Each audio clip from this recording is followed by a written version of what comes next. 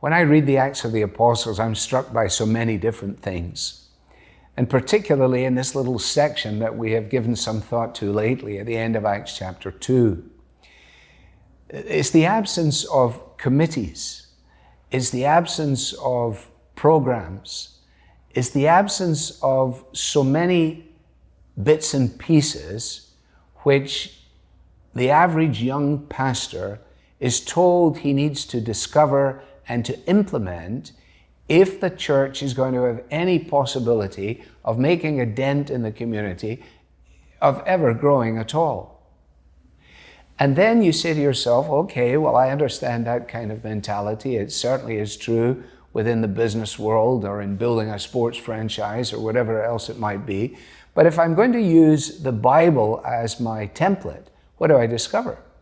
Well, we've been saying to one another, there are certain marks of an effective church, and we've looked at them, some of us have anyway. And when you get to the end of that little section, you have this wonderful sentence, and the Lord added to their number, day by day, those who were being saved. The Lord added to their number. Peter preached on the day of Pentecost, over 3,000 people were converted. That is remarkable. Was Peter that good? No. Who did that? God. When after the healing of the man at the gate beautiful, many people believed despite all the persecution and opposition. Another 2,000 actually. Who did that? God. Paul understood this perfectly.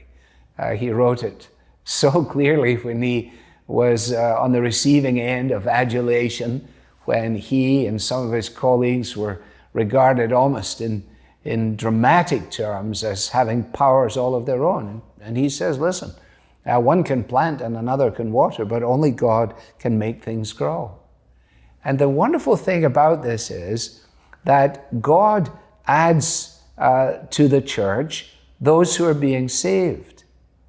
And he doesn't add to the church those who aren't being saved. Remember, those who received his word were baptized, and they were then committed to the teaching and so on.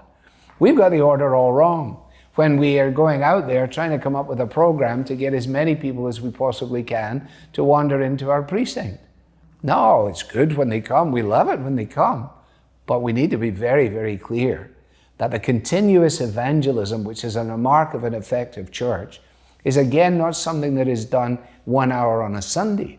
It is as a result of the fact that God has given his Spirit to the whole church in order that the whole church might reach the whole world with the good news of the gospel. And any church that is absent this element cannot, by any Acts of the Apostles standards, consider itself to be giving evidence of the effectiveness that God has designed when his word is truly proclaimed and when his people live in fellowship with one another, and when people from different backgrounds and different social status and different genders and different race mixes are all singing the same song and are declaring the good news of the Lord Jesus. Now, it's Jesus, it's God who adds to the church, and he adds to the church those whom he's saving. He saves, he adds, he equips. It makes little of us and much of him, and that's really how it should be.